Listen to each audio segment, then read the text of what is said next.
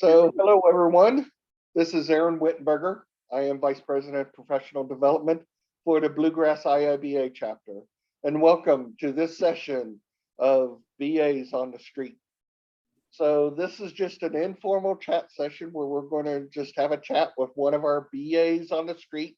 I stopped her on the street here just to have a chat with her and that. So we just have these informal conversations with people who have things going on in their lives who've accomplished something here recently, and just talk about that kind of thing. So today we have Dolores Vadi, and Dolores actually just recently obtained her CBAP.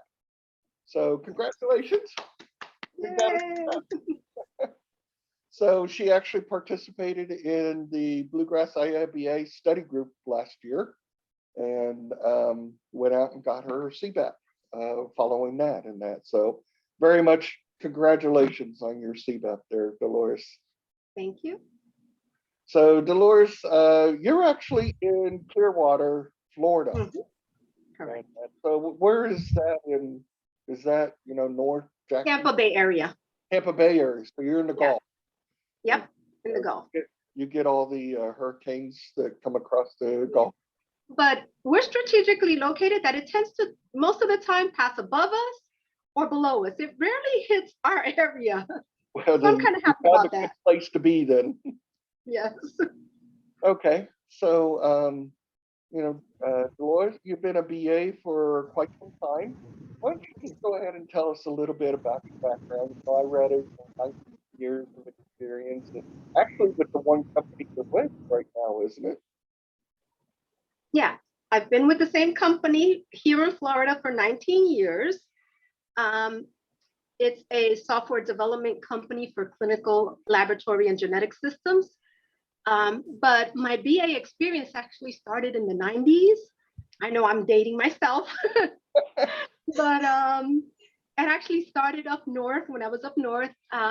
And I was working for a chief of nephrology, and he had a business need that he needed clinical information and our prescription and that type of information on a handheld, because he would go see the patients at the dialysis center and he needed that information. So he didn't have that because there was not integration of the systems. So I started actually looking at that need, investigating, working with the IT department at the hospital and the freestanding facilities, the clinicians and so forth. And I actually worked on getting all of the current state, the interfaces, all the stuff that we learned in the BA, in our BA course. I performed all of that, but of course, back in the 90s, I didn't even know it existed as a BA profession. But I went ahead and, did all of that. I actually ended up developing a software for him that actually allowed him to import the data, sync it to his handheld, take it with him, make modifications, and then come back and sync it back so that he can give, quality care to the patient while he was there.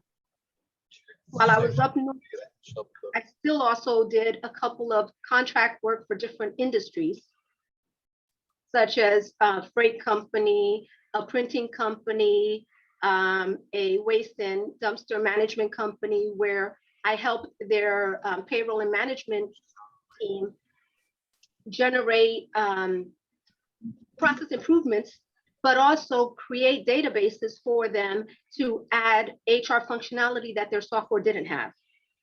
So, through the years, the 90s, that's kind of where, I was led to. And then towards the tail end of that, right before I came here to Florida in the early 2000s, I actually got my master's degree in biomedical informatics. And for those that are not very familiar with what biomedical informatics is, it's very similar to the BA profession in that in biomedical informatics, we're looking at data, information, knowledge to use it to improve the human health and delivery of healthcare services. So it's taking the information that's out there to provide quality care. So that all transpired before I moved to Florida and started with my company 19 years ago.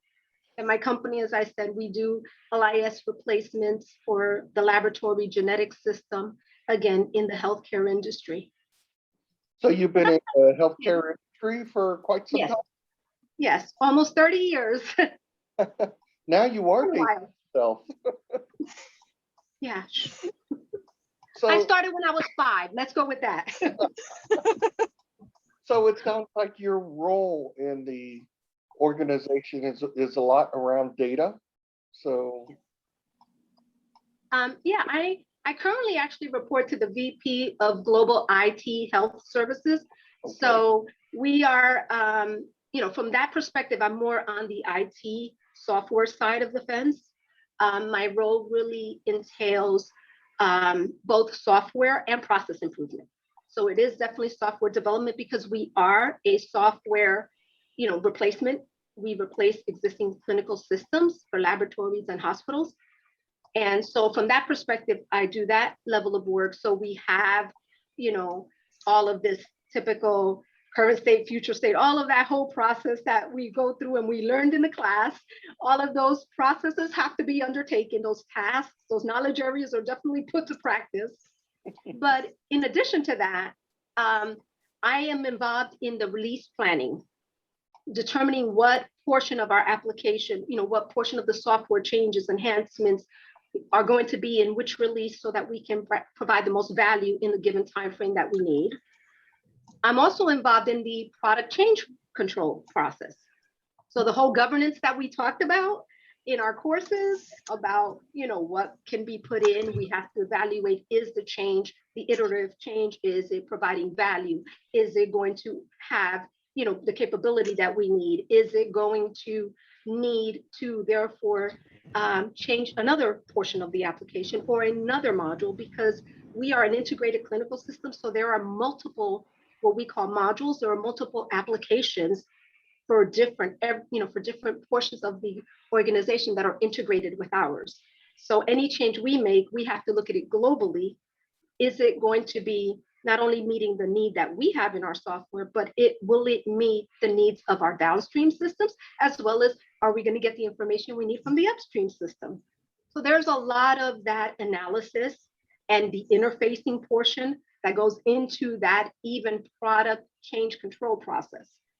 And taking the entire systems ecosystem into Correct. consideration, what impact you have all along that ecosystem. Absolutely. And then So, I also work on the process improvement side of the fence because I work for the VP, of course, but we have, since in the process improvement section, what I normally work in is the methodologies, the implementation methodologies and processes, because we know software, technology, resources, all of that changes over time. And in doing so, we need to make sure that our standard operating processes, our methodologies in which we roll out this. And we know with the pandemic, that also changed how we implement items, how we implement our applications, how we interact with our stakeholders. All of that has changed. And therefore, we need to make sure that our process support that level of change. mm-hmm. And then we also started a new line of business because, we're not busy enough. We actually started 2 lines of business since I've been there.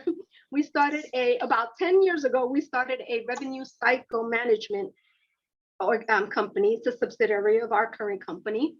And I was involved in the ground level work, literally from helping the process, identifying the workflows, looking at what the market looks like for that line of business, helping to put the infrastructure in place. So all of that, and then we still support that. So now that they are their own entity and they now have business needs like all our other clients where they need a software change, they need an enhancement, or because our organization is federally regulated, there are, changes with just even recently with the COVID, there were a lot of medical clinical changes and billing requirements. There were a lot of changes throughout the industry that impacted our specific organizations, processes. So we also get involved in that. And of course, last but not least, because we don't have plenty on our plate, I am involved in strategic planning with our VP. We're now looking at new lines of business. We are actually just started in another country, international. we've already about 4 or 5 years ago, we went to a new market. And now we're actually starting another country, a brand new market. But again, because we're federally regulated and we are considered a medical device, our organization, therefore, we have the same standards we have to meet with each of those countries' regulations. So now there's that level of not only is the software capable of producing the information that we need, but is it meeting all of the federal and safety regulations that are necessary? So now there's a lot of documentation review, a lot of analysis happening, to make sure that we're in compliance with new government standards that we're just not familiar with. So it's definitely a very never a dull moment. It's always extremely busy, and at any moment in time, I could be working on any one of these initiatives simultaneously, and you're having to say, okay, I'm going to stop here for this initiative. Now I got to switch to there. So it's definitely interesting. A variety of work, huh? Oh, absolutely. So you started that with the current state analysis, defining the future state, and that you got into strategy. So strategy analysis, Oh, knowledge absolutely. area, and that's two of the tasks that are in there. So I love strategy analysis, and I start every initiative I ever work on going through those 4 tasks and understand Absolutely. where you're starting from, where you're going, and how are you going to get there. Things of that nature. In fact, I'm going to talk on that to our Philippine VA community on Oh, okay. so that event is out on our website. It's in the morning here in North America, evening for the Philippines in Asia. So if you want to attend and learn about strategy analysis, how to use it, Oh, absolutely. it's June 8th. It's on our website for those that event out there on June 8th. But so I heard a lot there that you're involved in. I can say I'm not involved in all of that and that. So everything from strategy, process improvement, data, release planning. I mean, you went through quite a bit. But Yeah. is there any one of those areas that you really thrive in, that you really love doing more than the others? Or what about the entire role you have, the business analysis within your organization? What thrills you about it?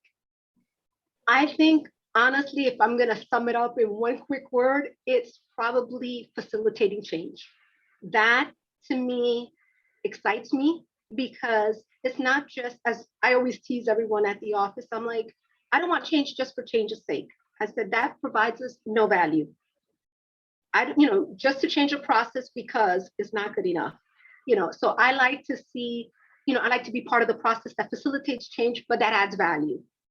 Because a lot of the time, and I've had this discussion many a times with my VP, I'm like, sir, that's a great idea. However, what will we gain from that? What are we hoping to achieve? Because, it kind of like, as a matter of fact, I even thought of the recent presentation that Richard Branson had done about creativity versus, innovation. I'm like, those are wonderful creative ideas. However, they are providing no value. They're not actually initiating change. They are just wonderful ideas that are really not going to get us to the end goal.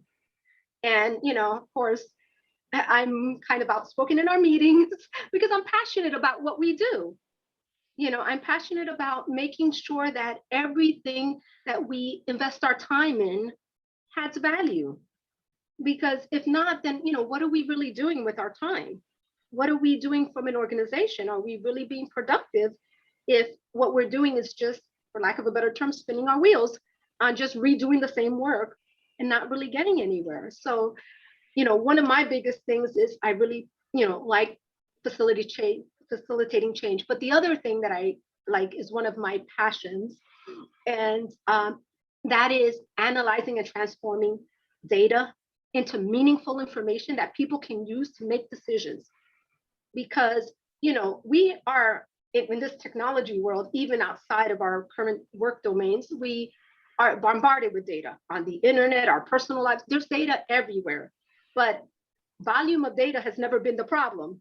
It's been taking that data, transforming it, deciphering it, analyzing it, and then being able to provide meaningful information out of it to say, okay, having analyzed all of this, here are the things that we can do. Here are some of our options. Here are some of what's going to be some of our potential pitfalls. Here's our pain points. I mean, being able to take data in any form, whether it's numerical data, whether it's informational, just documentation type data, taking that information and processing it and then presenting it to someone that they can then make well-informed decisions on. And that's, that I think is a big driver for what we as business analysts do. We help someone see what it is that they want. They tell us what they want. They know what they want, but they don't know how to get there. And our job is to help them get there. And the best way to help them get there is to say, here's what you have, and here's what this will help you get to. And here's what you're gonna need. And so they're not really great at articulating their real need. They come exactly with the solution instead of the need and the problem they're trying to solve. They have this software they want to install, and when you start asking the question why, they don't. I've used it in the past. That's where we've always done it. Those are two that answers I always love to hear in that. So. Oh yes. So what you were talking about there, a lot of people call data driven decision making and that, but it really is more about data in support of decision making. Providing the data to make those decisions and informed decisions, like you said. And, so yeah, a lot of people work in that area, and it's a great area to find passion in. If you absolutely love data. Well, there's only one other area that probably kind of competes with the level of love there, and that is the area where I like to create alignment between stakeholders. Because I am involved at multiple levels in the organization, not only just within our organization, but with our clients. Because again, as we said, we're a complete LIS replacement. So we're dealing with the sponsors, the subject matter experts, we're dealing with the end users. So, I work both in my organization and outside of the organization. I work with stakeholders from different levels. And one of the things I'm really passionate about is helping them come to agreement and understanding and bring alignment there. Because a lot of the times we know that it's either whoever holds the highest position, whoever speaks the loudest, or whoever has the most influence that tends to try to drive the goal, the project, the initiative, whatever whatever it is that we're working towards. And a lot of times that takes definitely a lot of soft skills to work and help realign everyone to say, okay, let's make sure that everyone's needs are heard. However, what is going to be best to get us to the end goal that we want, to accomplish that value? And what does that look like? Because everyone has value, everyone perceives value in a certain way, but what is, from the initiative perspective, what is the ultimate value that is being delivered? Yeah. So aligning everybody's perspective and aligning the stakeholders, is definitely challenging, but it's rewarding, because at the tail end, when you actually see it all come together, you actually get that sense of, okay, we actually can, diversity is beautiful when it works well. Yeah, I hear you there, and give all the stakeholders a voice, because that one person, I recently heard the term, the hippo in the room, and that the highest paid person in the room, tries to take charge and drive an initiative, like you said. That might not be best for the organization where that person wants to go. So giving, even that person's subordinates or other people that might not be as high on the organizational chart a voice, and seeing that person hears that from the other stakeholders, that there is another opinion in the room that they need to listen to. So, Absolutely. Absolutely. So And aligning all that, you have to also align it up and down, other initiatives that are going on in the organization or the ones that your initiative may impact, and understand that impact and how stakeholders on that other initiative may be impacted by what you're doing. Absolutely. Yeah. Definitely a lot of interdependencies for sure. And understanding all of that is quite a challenge, especially if you're talking about a real big initiative that goes across the enterprise. It can get quite complicated. So tell me, what would you give as advice to somebody who's just now coming into the business analysis profession, whether it's right out of college, it may be a mid-career, like I was a developer for 20 years. And, that work kind of started drying up and I needed a new area to go into. I found business analysis, well, probably in my 30s or something. Excuse me. But what kind of advice would you give to that newbie BA just now, coming into the profession? Okay, I think one of my first advice and the most simplest is start right where you are at, meaning whatever position you're at, whatever company organization you're in, right? Whatever your responsibility is, start by looking at what process improvement can I do? What pain point or what inefficiency is occurring in my current work environment? Start there and work your way through that process improvement, doing all of the activities, performing all of the knowledge-based tasks that we do so that you can understand the process and actually walk through it in a very limited, confined, arena, but still being able to walk through the whole process. The other thing I would say is if your organization happens to have a BA, reach out to them. See if you can shadow a portion of what they're doing. And we know with everyone's work schedule, that might not be feasible. We all have more than enough work of our own, let alone, to make time. But what I would recommend then is to say, you know what? You have a lunch period, some lunchtime that you have that you can just go up to the BA and say, hey, I'm interested in learning a little bit more about this. Is there any way that you can share any of the artifacts that you've created on a project you're currently working on? And just, give me 5-10 minutes to tell me what your, what the need was and what the, solution or the end goal is, the desired outcome.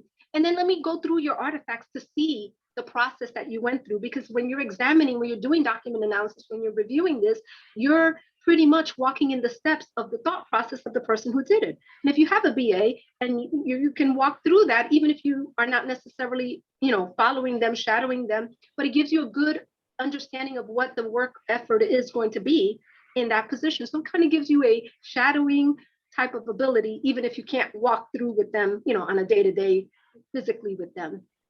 The other thing I would recommend is probably to focus on your soft skills, because we know with the course, and I recommend always take the study course for your certification, but work on your soft skills, because I found that a lot of times, you can always go back and find the necessary information that you need for the technical aspect. But it's a lot harder to learn the soft skills and what I mean by soft skills is your communication skills, your active listening, your ability to negotiate, to navigate conflict, to help be just even organizational skills. All of those soft skills are applicable in any arena of work that you're in. So it doesn't necessarily have to be BA, but while you're honing those skills in your current position, you're setting yourself up to be a very effective business analyst, because those skills you will find that are going to be more and more in need as you go further on in your business analysis career, because your technical skills will be honed. And yes, we know technology and some of those techniques will change a little bit, but for the most part, the concept and the frameworks are pretty stable. But all of those soft skills you're going to need to use over and over and over again. So that would be my advice to the new BAs. Very, very sage advice. I mean, excellent advice in that. And I would absolutely, ditto that, with you and recommend absolutely the same thing. I know organizations that that hire BAs based on their soft skills, because a lot of them, I can teach you a technique. I can teach you all 50 techniques that are in BABA 3.0. What I can't teach you is how to be comfortable around people and, interpersonal savvy and those communications, active listening, conflict negotiations, everything you just talked about. Those, are learned over a lifetime. And, it's a lot harder to teach that than to teach how to do modeling or how to prototype or mock-up or something of that nature. So yes, absolutely. Work on your soft skills, is very good advice. So thank you very much. So I also wanted to ask you about, since you just got your CBAP not too long ago and everything. So I wanted to ask you about the IIBA certification program and what you thought about it. Do you find value in it? And, should BAs at all ranges of their BA career, should they invest in certification? Basically, is it worth it? Oh, absolutely. I endorse it 100%. I mean, as you know, as you heard me say so far, I've been doing this for a long time before I became certified. But the certification gave me a couple of things. One of them is a personal sense of recognition, both professionally and personally, because you feel that I have been able to accomplish this goal, and there's value in the certification. There's value from the ability to say that organizations see that certification and they recognize it, even if they're not familiar with the IIBA organization itself, they are familiar with certification programs. So if you're going out there looking for a job and it's between you and another candidate who has the experience but does not have the certification, their employers are more likely to go with a certified individual because they're going to say, okay, there is a certifying board that has some standards, some way of measuring competency, some way of measuring skill sets, and this person has met that goal. So that person is able to at least meet a minimum set of standards that are there. So you're more likely, the employers are more likely to invest in that person. In addition, more personally, is you're benchmarking, getting your certification, you're benchmarking your knowledge and your skills against global standards and best practices in the industry. So that when you're certified, you are meeting that level of work quality. You're also validating your competencies and your expertise. You're saying, I have taken this exam, I know what the body of work looks like. I'm able to not only internalize it, I'm able to, on a skill test, expound on that information and pass the test. In addition, getting a certification does one other thing, I think, and that is shows your dedication to the profession, because you're going in and saying, I believe in this enough to invest my time and my finances in obtaining the certification. So there is that level of, I'm dedicating myself to this profession because I believe in it and I believe there's value in it. And of course, in my personal opinion, taking the test and getting certified added more items into my BA toolkit, because as you know, I've been dealing, in this profession unofficially before I became certified, but for a while now. But because I'm predominantly been in the healthcare industry, my skill set, let me rephrase that, my techniques, the tools that I used are limited because the type of organization has a strict set, because we're FDA, we have a lot of, strict sets. So there's a kind of set of techniques that they use and nothing else. Taking and preparing for the certification gave me exposure to techniques that I just was not familiar with, never even encountered. And as I was taking the test, I was like, oh, you know what? Well, even in the study group, I'm like, oh, this is a great technique. I started using some of the skills, the techniques that I learned during the class in preparation for the certification, I've now used, in my day-to-day. As a matter of fact, my niece is in med school right now, and she was struggling with a a particular subject. And I said to her, well, you know what? There's this lovely technique called mind mapping. I said, take your one topic that you're working on, and it was, I think, neuroscience or some form of neural something or the other she was doing. And I said, start doing the mind map. And I gave her an example of it. And she said to me, oh my gosh, that helped me tie everything together and, study better for my exam, and it was just a technique that we learned in our, in our course, and it translated well for her studying, So, I mean, I just think that preparing for the certification and taking it adds additional value even in your day-to-day work. And I'm going to finish off by, well, not really finish off. There's two more things I really want to share. And one of them is that in preparing for the certification and taking the certification, I think it took me personally from a task-based to a value-based mentality. Because, in the past, most people would do their job in, here's my task, these are the things I just have to do. But in using the certification, knowing the techniques, knowing the value, you start transitioning with everything I do. Does this add value? If not, is there a better way to do it that can add value? So you start analyzing everything that you're doing from the lens of, is this providing value? And that are things that we learned in the certification. And ultimately, the IIBA put out a survey in 2020, about the certification. What did BA, when you were getting the CBAP certification, what did we obtain most from it? And the majority of the people said, you get that level of confidence that at the workplace, that sense of fulfillment, because you've obtained that. And, and overall, I mean, at the end of the day, you can also have a higher earning potential, but it really is just about getting the skill set, having that confidence, feeling like, I am benchmarked against other BAs, and, and you can hold your own, so to speak. So I definitely encourage everyone, regardless of where you are in your level, whether you're just starting in new or like, you did a transition in, or even me, start getting the certification years after I've been doing it for, for quite a while. I definitely recommend the certification program. You can't go wrong. Absolutely, and I can echo everything you just said. And I'm very glad that you mentioned the 2020 survey from IIBA, because I was going to follow up your comments with that, like you said, most people said after obtaining an IIBA certification, one of the benefits they see is better fulfillment, more confidence at work. And I can also echo your comment about using those when I went and got the agile analysis certification a couple of years ago.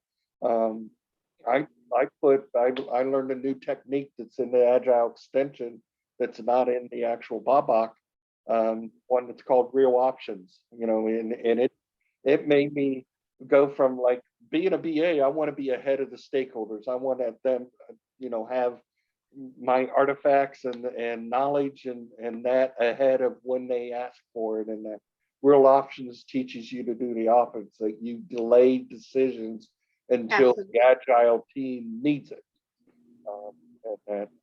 And it actually stopped me on one of my projects from designing a page on a system that we were creating, and eventually we decided we didn't need that page. I would have spent a lot of time building that and making the requirements for it, make a mock-up and everything, and it would have all gone to waste.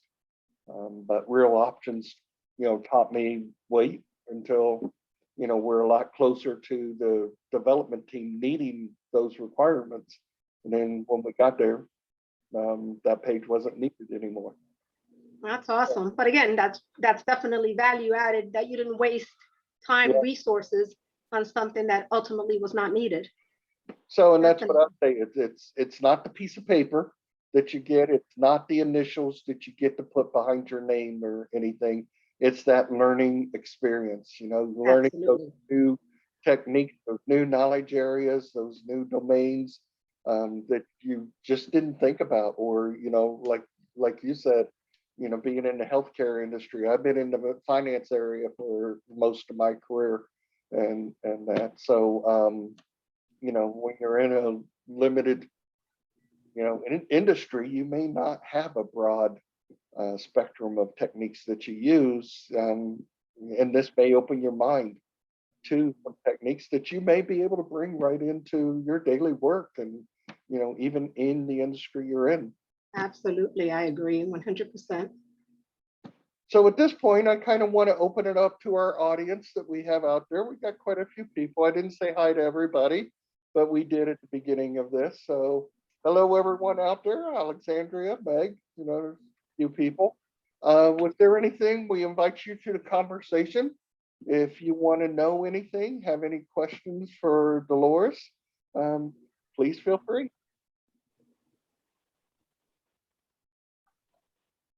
Now, come on, Stephanie. I saw that you unmuted yourself, and I know you want to ask something. Yes, I do. Hi, this is a great conversation. Thank you very much for the opportunity to ask a question. In thinking about some of the skills that you're encouraging for people new to the BA or reinvigorating their skill set, you talked about the soft skills and the ability to, and Aaron also talked about this ability to, be able to understand and work with people. Do you have any tips or tricks that you could share that that might be helpful? Yeah.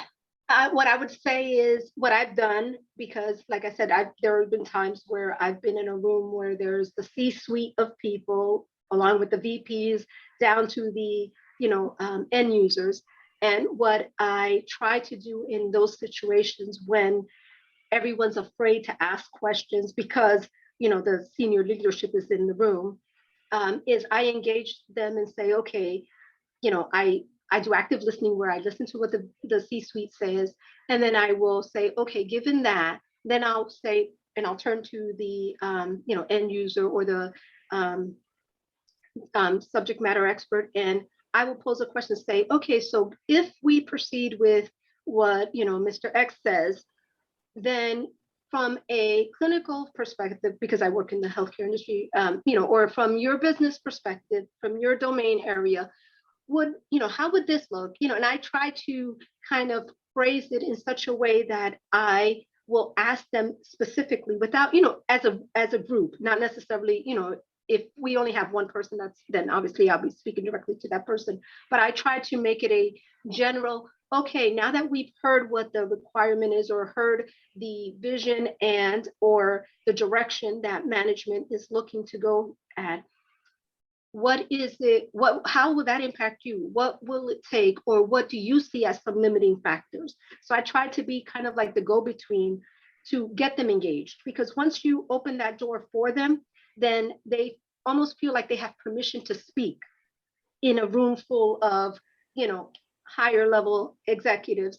They tend to feel that that's not, permissible or they're intimidated based on that. So when you kind of put yourself in the middle, they feel more like they're addressing you versus, the management, and you end up getting more honest and open dialogue. Well, that's excellent advice. Thank you. You're welcome. Okay, any more questions out there? So, and Stephanie, if you have more, feel free. Well, I do have one more. I'm always curious to understand what somebody's favorite technique is from. So if you have any technique or techniques that are your favorites, do you mind sharing? Let me think. What would be my favorite? Obviously, I'm a data person, so I love data models, videos on BMP type events, workflows, process documentation. So I like, and the process analysis. So I like, those techniques most, because, they lend to the fact that I enjoy, facilitating change from a process perspective. And I also enjoy the data analysis part of it. So I think pretty much any of the techniques associated with analytics would be right up there. I don't necessarily say I have one favorite. Again, it depends on the initiative I'm working on, which one I kind of tend to lean more towards. But, you get your basic 4 to 5 data processing, data modeling, process analysis, risk and given our, the nature of our organization, there's a lot of risk management, analysis happening. So yeah, those are my kind of go-tos. Fantastic. Thank you for sharing. So Stephanie, you did. Aaron, we can't hear you now. We lost you for a second, Aaron.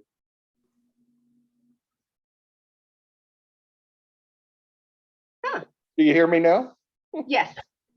You're supposed to say, yes, Verizon, we hear you. What would a meeting be without somebody directing? Exactly. What happened we use Microsoft Teams at the office, and it inevitably drops somebody during a meeting.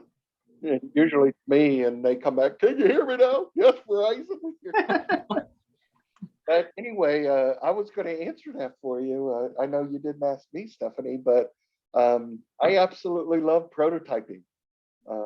And I've worked on many new systems or doing enhancements to systems that has some user interface to it.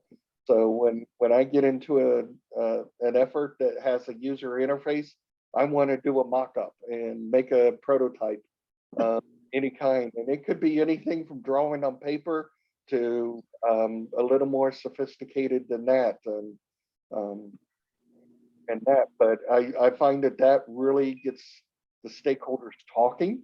They get to see, with their eyes, what this thing is going to look like. We don't have to tell them, this button's going to be here, this field's going to be here, or what. They actually get to see it, and they talk about it. Oh, let's move it over there. On kinds of things. So it kind of brings the abstract to the concrete, and it gives everybody that shared vision of what this new user interface or how it's going to change looks in that. So whenever I got a user interface, I'm doing a prototype. Wow. And I thought I liked prototypes. I'm a fan of those as well. I find that even though people try to articulate what they want until they see it or interact with it, they truly don't always are able to explain what they want, and it really spurs conversation and really generates a lot of new thoughts and ways of doing things. So I agree, prototyping is actually one of my favorites. Well, good. So it's a good skill to have, and that. But as we said much earlier in this, honing your soft skills is probably the hardest thing to do, and it's a lot easier to know that technical and teach and learn technical stuff versus learning, how to effectively communicate with a large group of diverse stakeholders. That sometimes you have to communicate to your audience a little different. This audience different than that audience, and that. Are you talking to, the C-suite, like Dolores said earlier, or are you talking to the janitor? You're going to communicate a little differently. So anything else out there? Most of our audience has been quiet. So anybody else have anything? Did you learn something? Was this a good experience for you? Did you enjoy being here today? Absolutely. Well, good. So we schedule these when we can, and when we have somebody new to talk to and that, we will schedule. We already have one scheduled for next month. In fact, Stephanie is going to be our BA on the street, and she's here with us. Oh, yay. Yeah, looking forward to it. It's going to be a lot of fun. Yes, and we will get to learn a lot more about Stephanie next month. So this was definitely interesting and worth the time. Thank you, Meg. So I'm glad that you did have, a learning experience here, and you enjoyed the conversation. So, and I've seen many of these names, Meg and Stephanie, Alexandria. Seen a lot of those names at many of our events. So always happy to have you, with us, everything. So I want to give you a last opportunity to say hi to Dolores, ask her a question. Any last thoughts you want to know before we leave? Stephanie's just itching again. I'm refraining. You're refraining. Feel free, Stephanie.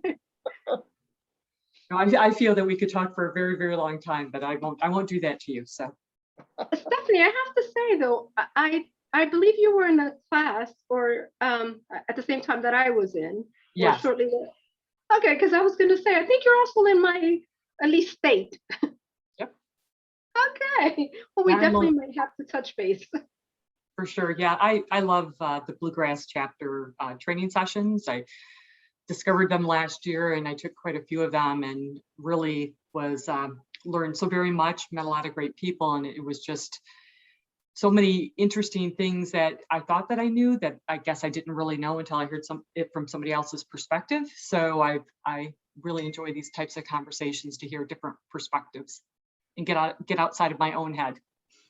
Absolutely. I was telling that to Aaron. Obviously, a lot of people heard because we didn't realize it was, prior to the beginning of the session, but I was saying the same thing. The Bluegrass has offered, us quite a bit of ability to interact, a lot of quality, webinars, a lot of quality training material. I have just, been so pleased with everything that they've put out that it, kind of like you, I've gravitated to that chapter for that very reason, for the quality and the quantity of information that they're providing to their BAs. Oh, you guys are making me blush. You should blush. You've done a great job. Absolutely. Well, your checks are in the mail for saying that. So We'll donate it. How's that? We'll donate back to the chapter. well, we will have to meet sometime for drinks sometime. I guess I'll have to come to Florida. There you go. In the middle of your winter might be a good time to decide for that trip. So again, everybody, thank you for being here. Glad you had a good time and felt that this was worth attending. And that, Dolores, thank you very much for being our. It's my pleasure. Really appreciate your time to share your experience with us. So again, we have this, I believe it is May 20th.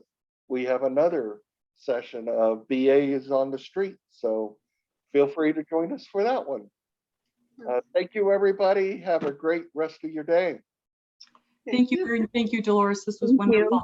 Appreciate it. Have a great day, everyone.